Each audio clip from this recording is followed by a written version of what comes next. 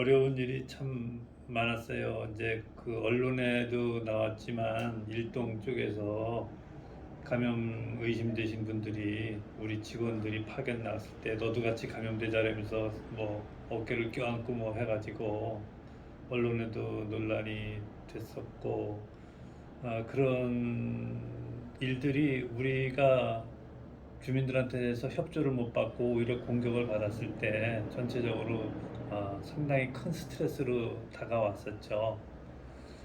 근데 이제 그런 것뿐만 아니라 예를 들어서 어떤 노부부가 이제 감염이 돼서 포천병원으로 이송을 해야 되는데 집에 개가 세 마리예요.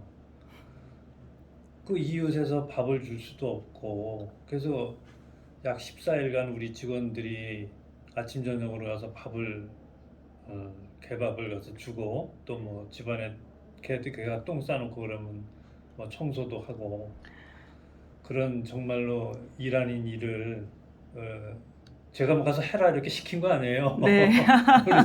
우리 직원들이 가서 해드렸어요. 아니, 코로나 환자 돌보기도 바쁜데 그 예. 환자의 개까지 돌보시고 그렇다고 반려견까지 개를 죽일 수는 돌보시고 없잖아요, 또. 또 개도 또 감염 위험이 예, 있었잖아요. 이게 예, 인수 그렇죠. 공통 예.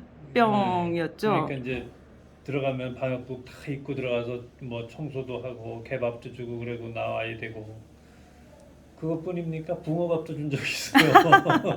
이건 정말 비하인드 스토리네요.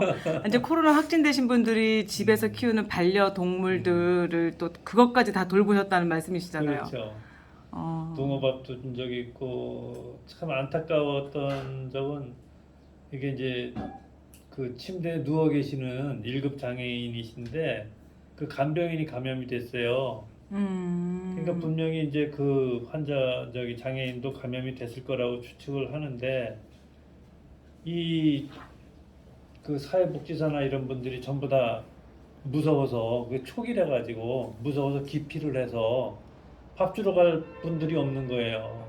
아이고. 그래서 우리 직원들이 가서 또 방역복 입고 가서 미역국해서 밥 먹여드리고, 또 뭐 이게 소변통 이런 거 뭐 갈아드리고, 또 기저귀도 갈아드리고 뭐 그런 일을 다 도와드렸는데 그때가 겨울이었어요.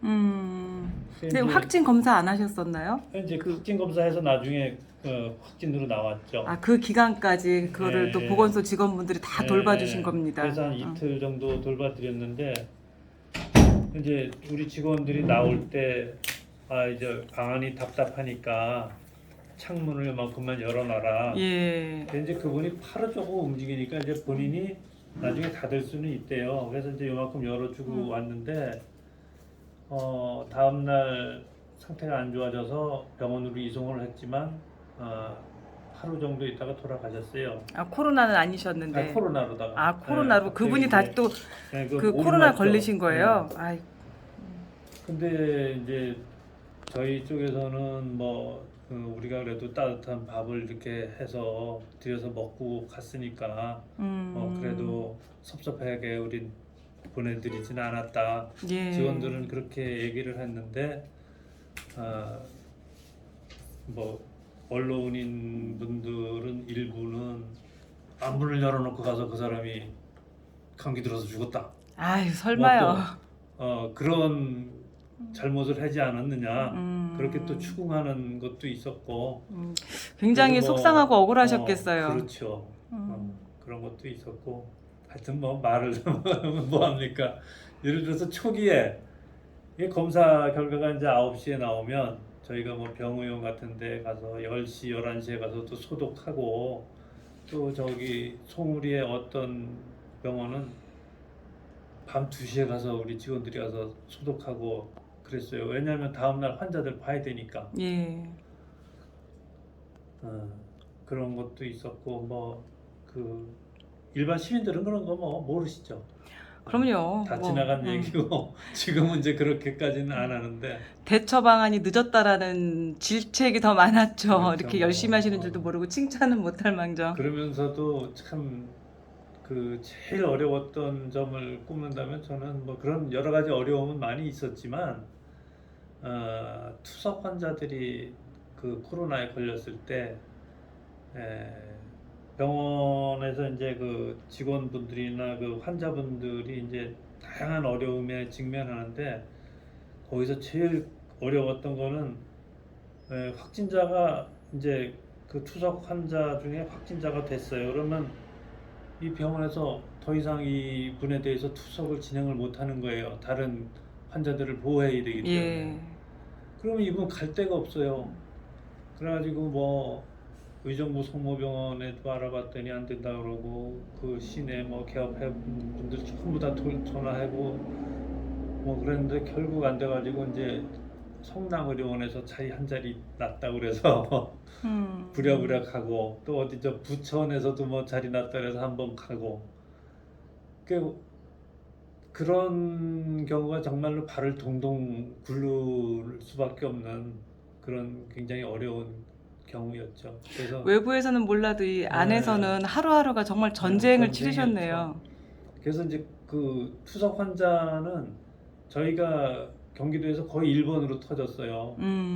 그래서 이제 뭐 저기 그 이후에 이제 의정부나 뭐 어디 뭐 저기 수원이나 이런 데서 투석 환자가 코로나에 걸리면 그분들은 이제 댕기는 병원이 집단으로 댕기니까 거기에 대해서 이제 저한테 이제 자문이 와갖고 제가 어디 알아보라고 이렇게 이제 코치를 해주고 그런 또 비하인드 스토리가 있지.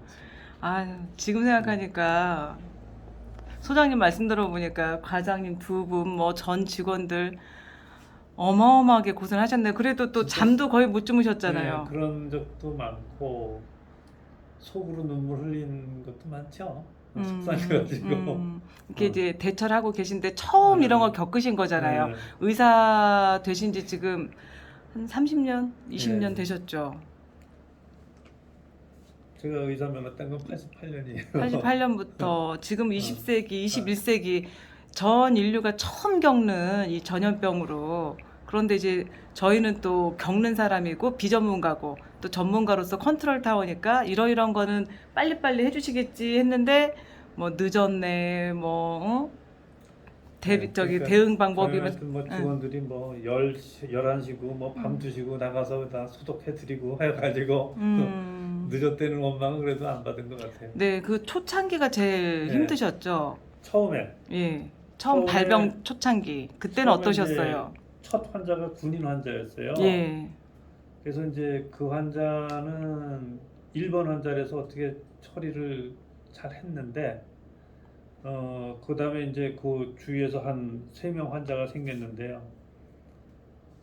아주 경기도에서 거의 뭐 그 순위에 드는 그런 케이스라서 처음 케이스라서 환자를 어디 병원 후송이 안 되는 거예요. 어디 감염병 전담 병원이 아직 없으니까 뭐 여기 포천병원도 준비가 안 됐죠. 뭐 어느 병원인지 갈 데가 없는 거예요. 그래서 경기도하고 협의를 해서 뭐 안성병원 이런 데로 당시에 이제 몇 사람을 입원 후속 조치를 했는데 그게 시간이 뭐 하루 정도 걸렸어요. 거의. 그러니까 그 사병들 보호자분들은 자식이 군대 가고 타지에 가서 말이야 이거 아파서 죽는 줄 알고 너희들 왜 빨리 병원 저기 마련해서 입원 안 시키고 이거 뭐 하는 거냐. 그래서 저희도 열심히 하고 있습니다. 뭐 이렇게 해도 빨리 해라고 전화 한 번 오시면 30분 이상이에요. 그런 전화가. 우리 과장님 엄청 혼났죠. 그때 민원인들 그 네. 전화 대응하시는 것도 큰 일이셨을 것 같아요. 전화가 거의 뭐 불통이죠. 일반 전화가. 네. 지금 전 세계 624만여 명이 이제 목숨을 잃었다. 코로나19로 그런 데이터가 나오고 있어요. 근데 코로나19를 일단은 인류가 이겨낸 거잖아요, 소장님. 그렇죠. 뭐 잘 해나가고 있다고 봐야죠. 예, 네. 그걸 이제 포천 시민에게 보건 소장님으로서 전하고 싶은 메시지가 있다면 어떤 게 있을까요? 뭐 여러 가지가 뭐 할 말은 사실 많지만 감염병에 관해서 뭐 말씀을 드린다면 일단은 본인이 건강해야 돼요. 그리고 이번에 코로나도 돌아가신 분들은 노인 예. 또 기저질환자거든요. 그러니까 고혈압, 당뇨 이런 거 걸리지 말고 날씬한 체격으로 음. 팔과 다리 근육은 퉁퉁하게 그런 체격을 유지하시면 정말 면역적으로 이상 없을 겁니다. 그래서 음. 또 이게 그 감염병이 꼭 코로나뿐만 아니고 여름에는 이제 수인성 질환이 있고 또 지금부터는 이제 또 모기도 많잖아요. 예. 모기 이제 우리가 뭐 방역 활동을 하고 있어서 말라리아에 대해서 주민들이 잊어버리고 있어서 그렇지 지금도 우리가 1년에 두세 명 나와요. 음. 거기다가 이제 옛날엔 그 유행성 출혈열 예. 지금은 이제 저 신증후군 출혈이라고 이름이 바뀌었지만 그런 거라든가 또 각종 살인 진드기도 설사 있고요. 이런 진드기 가을에 조심해야 될 게 정말 많습니다. 그러니까 건강하시고 그 경우에 따라서 저희가 이제 홍보물을 드리니까 그런 원칙들을 잘 지키시고 특히 요새 산에 갈 때 이제 보호장구 모자 쓰시고 뭐 장갑도 좀 끼시고 이발 이런데 그 벌레가 안 들어올 수 있게끔 고무줄 매시고 그렇게 해서 댕기시면 좋겠습니다. 그러면 소장님이 이제 시민들한테 당부드리고 싶으신 말씀은 첫째가 평소에 본인들 개인 체력 네. 관리를 해라. 건강 관리 잘 하시고 예. 어, 날씬한 몸매로 건강 관리하고 산을 가든 뭐 집에 뭐 있든 음식을 먹든 어딜 가시든 항상 주의하시고 기본 네. 수칙 지키고요. 네. 그리고 코로나19를 포함 다른 감염병 예방의 가장 좋은 예방법으로 손 씻기, 뭐 기본 외에 꼭 지켜야 될 사항이 있다면 아까 말씀하신 거하고 중복이 되는 것 같긴 한데 또 이것만은 반드시 해야 된다. 이게 일상생활, 밥 먹듯이 숨 쉬듯이 이런 거를 꼭 지켜라 라는 게 있다면 뭐가 있을까요? 손 씻기 외에는 이제 여름에는 예. 물 좀 끓여 먹기. 이제 우리 요즘은 이제 뭐 생수나 또 이 커피 이런 거를 이제 젊은이들 이렇게 많이 먹고 그러는데 그게 비용은 들어도 사실 저는 그 뭐 수인성 질병 예방이라든가 이런 데서는 약간 좀 플러스가 있다고 생각을 해요. 예. 아무 물이나 이렇게 마시지 않고 또 뭐 그 바깥에 나갔다 들어오면은 그 이를 닦아주는 게 감기나 편도선염 예방에 아주 좋습니다. 그런 것도 일단 저기 감염의 한 종류로 봐야 되는 거고 특히 아기들은 이제 홍역 예방 접종을 맞지만 그래도 홍역이 또 있거든요. 예. 그래서 나갔다 오면 손 씻고 세수하고 또 뭐 홍역은 이런 아기들 갖고 놀고 있던 물건으로도 옮아요. 그래서 그러면 이제 여기 그런 홍역균이 항상 존재하고 있나 보죠? 아니 이제 유행 유행 시절에 하면 예. 이제 어린이집이나 뭐 이런 데 갔다 오면 그런 거 이제 주변 소독도 어느 정도는 중요한 거죠. 그래서 어린이집 같은 데서는 개인 위생뿐만 아니라 그 아이들 갖고 노는 여러 가지 도구에 대해서도 주기적으로 이렇게 소독을 제가 하는 걸로 알고 있어요. 청결을 네. 유지해야죠. 생활 환경도. 가장 기본 수칙인데 이게 이제 지키기가 어렵죠. 힘들어서 그렇죠. 네. 이제 손 씻는 거는 많이 그 실행을 저도 이제 하게 되더라고요. 예전에 뭐 3번 씻을 거 지금 한 10번 정도 씻게도 되고. 그러면은 지금 다시 말씀하신 건 나갔다 들어오면 반드시 양치질을 해라. 예, 그렇죠. 근데 이제 네. 양치질 할 여건이 안 되면 가글도 도움이 많이 가글도 되겠네요. 좋죠. 예. 그거는 이제 횟수에 상관없이 항상 수시로. 네, 항상 그리고 아이들 키울 때는 홍역이 이제 전염병 유행될 때는 계속 소독하고 그렇죠. 아이들 물건 네, 다 소독하고. 그러면 예방이 제일 중요한 건데 저희가 코로나는 어떻게 예방을 할 수가 없었잖아요. 그렇죠. 예, 미지의 질병이었기 때문에. 그렇죠. 미지의 질병.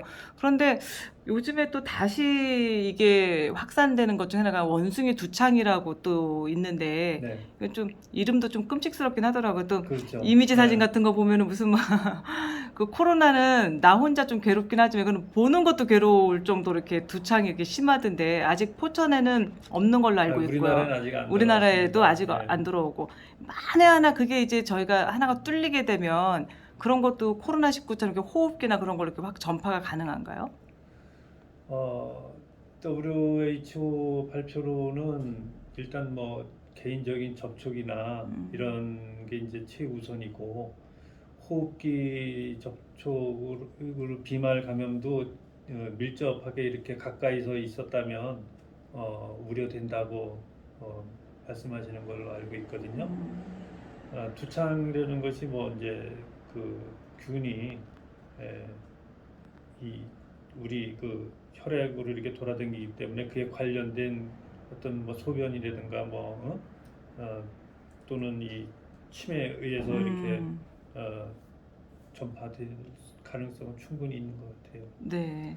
그럼 이것 또한 아까 말씀하신 기본, 가장 기본 손 씻기, 이거 가글하기, 소독하기, 여름철 특히 물 잘 마시기 그런 기본만 지키면은 내 건강 관리도 이렇게 면역력 그렇죠. 높이고 그게 가장 기본입니다. 예, 그 메르스가 처음 우리나라 들어왔을 때도 일단 환자가 발견됐을 때 우선적으로 한 것은 격리죠, 격리. 예. 환자를 격리시키고 거기에 대해서 접촉을 차단하는 거. 그게 이제 1번이고 그에 따라서 이제 상황에 따라서 2, 3, 4번 조치가 나오는 거고. 예. 지금 코로나19 이 포천에서 컨트롤 타워 하시면서 판단을 할 때 어떤 판단을 내리실 때 제일 힘드셨어요, 소장님? 판단이요. 어떤 수칙에 의해서 다 판단을 하실 수 있는데 수칙에는 없고 시간은 촉박하고 아니 정부가 그 질병청에서 그 뭡니까 그 지침이나 이런 게 신속하고 아주 꼼꼼하게 돼 있었기 때문에 뭐 그렇게 그 대처하는 데 있어서 이럴까 저럴까 이렇게 우왕좌왕한 건 없었어요. 예, 정말 그래도 저는 다행입니다. 비교적 일사불란하게 이렇게 그 원칙대로 처리할 수가 있었고 다만 이제 뭐 환자를 병원에 이송을 해야 되는데 여기 의료원엔 자리가 있어요. 예. 근데 이거 이제 시스템이 중앙에 의뢰를 해서 중앙에서 배정하는 데로 가게 돼 있단 말이죠. 예, 예. 그 환자는 지금 열이 나고 고통스러운데 우리가 모셔가면은 10분이면은 이게 해결이 되는데 예. 이게 우회하다가 보니까 뭐 그 거기서는 우리 것만 보는 게 아니고 뭐 저기 서울 경기를 다 보니까 이게 늦단 말이에요. 그래서 그런 약간 그 지연되는 그런 문제는 있었지만 그래도 이제 나중에 다 차차 해결이 됐죠, 그런 것도. 네. 어, 이제 처음에는 뭐 어려운 점이 있을 수밖에 없죠. 근데 코로나19든 메르스든 이렇게 돌아가시는 분들 보면 진짜 기저질환이나 이제 네, 고령자분들 그렇습니다. 정말 평소에 건강 관리해야 된다는 게 필수네요. 그러면 코로나19를 이제 겪고 나서 포천 보건소에서 평소 시민 건강을 위한 어떤 프로그램이나 그런 거 하실 계획이 있으세요? 지금 기존의 것도 잘하고 계시지만 정말 우리가 평소 건강 관리가 중요하다라는 걸 인식시키기 위해서. 우리가 그 최근에 이제 건강 관리, 건강 증진 팀에서 가장 이제 그 중점적으로 하는 거는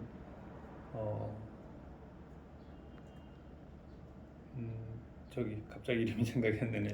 예, 고혈압, 당뇨, 그다음에 비만, 예. 그다음에 고지혈증을 예. 그 네 개의 질병을 한 묶음으로 해서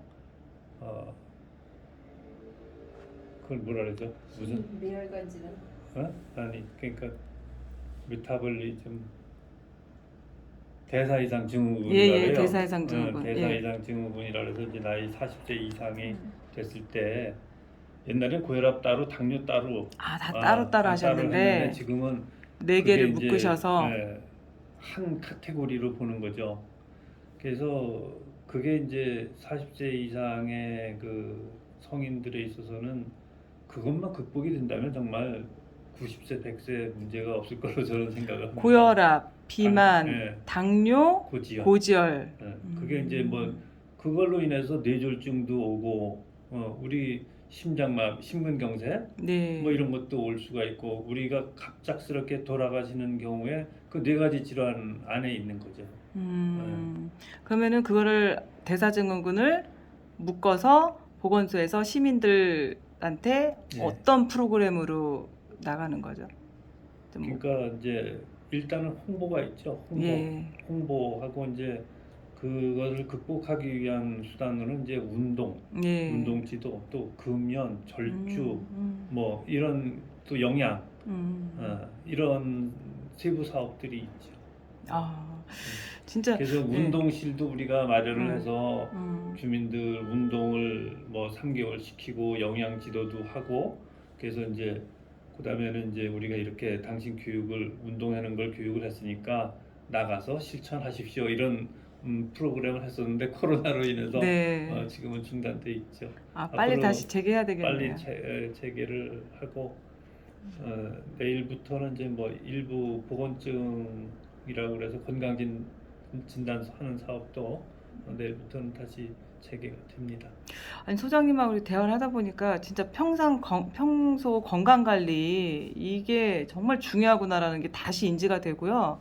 제가 개인적으로 뭐 이 보건소에서 그런 프로그램이 있는지 모르겠지만 갱년기를 겪는 그 4, 50대들이 예. 이제 갱년기 시작이잖아요. 그런 프로그램도 혹시 있나요?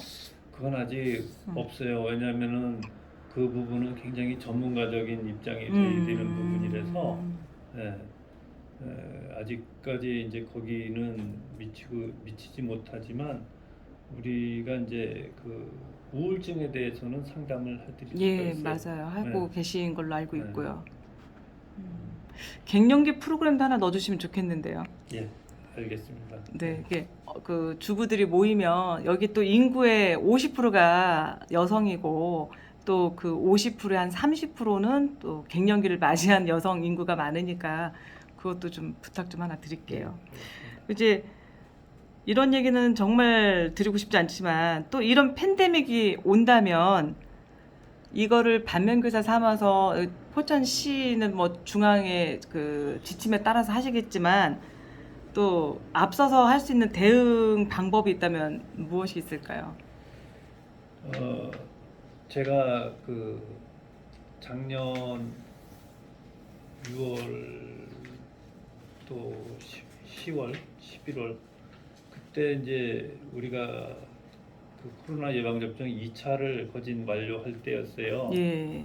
그래서 그때 이제 사람들이 전국적으로 환자가 1만 명을 넘을 것이다, 그런 예측들을 할 때예요. 엄청 예상이 빗나갔지만 그때 포천의 환자가 최대 50명이 발생할 거다. 예, 최대가 50명. 예, 그랬었는데 그거를 저는 우리는 50명이 아니라 30인 이내로 발병할 거다, 그렇게 자신감을 갖고 있었는데, 그건 왜냐면은 예. 우리 예방접종 진짜 많이 했어요. 우리 1차, 접종률 2차 높았죠. 98%예요. 98%. 아, 그렇구나. 예. 전국 평균이 한 88% 됩니다. 10% 더 했죠. 거기다가 이제 그 요양원, 요양시설 다 했죠. 100% 했죠. 그래서 사실은 접종을 저는 기대를 하면서 자신감을 가지고 있었어요. 근데 이렇게 될 줄도 몰랐죠. 그러니까 팬데믹이 온다면 하여튼 뭐 아까 말씀드린 대로 환자를 초반에 조기 발견하고 격리시키고 차단시키고 이런 조치는 저희가 하겠지만, 주민들, 일반 시민들은 저희가 이제 그 홍보하는 대로 예를 들어서 접종을 좀 빨리 해달라든가, 아니면 음식점이라든지 아니면은 이제 그 많은 사람들이 모이는 그런 장소에서 전파 우려성이 있을 때 그런 부분을 좀 협조를 좀 잘 해주시면 좋겠어요. 네. 그게 가장 어려운 부분이지만 우리가 사회활동을 해야 되니까 가장 어려운 부분이지만 가장 중요한 부분인 것 같아요.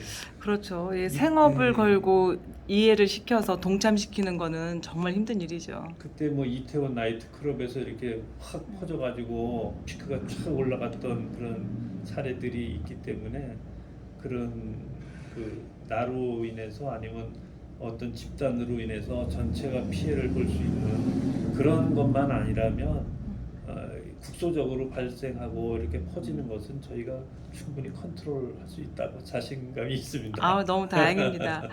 그리고 소장님 마지막으로 이렇게 이제 직원분들하고 이제 다 겪어 오셨는데 직원분들한테 하시고 싶은 말씀 한마디 해주세요. 아유, 너무 고맙고 너무 감사하고 정말 뭐 말할 수 없이 고생들 하신 거에 대해서 정말 감사드리죠. 우리 두 분 과장님 일요일 날 하루도 못 쉬었어요. 딸내미 결혼시켜야 되는데 결혼식도 다 연기를 두 아. 번이나 하면서, 그러니까 코로나 때문에 뭐 연기를 할 수밖에 없었지 않냐가 아니고 뭐 할 수도 있었죠. 근데 그걸 다 연기시키면서 본인 업무를 우선적으로 했어요. 직원들도 밤 2시에 나오고 뭐 3시에 나오고 이런 거를 즐거이 우리 했고, 그런 거에 대해서 너무 감사드리죠. 아까 말씀드린 대로 개밥 주고 붕어밥 주고 그런 거를 시킨 게 아니고 우리 직원들이 훌륭한 분들이었다는 걸 정말로 이런 위기를 통해서 감사드릴 수가 있어요. 아, 저도 정말 감사드립니다. 두 분 과장님들도 정말 고생하셨고, 네, 감사드립니다.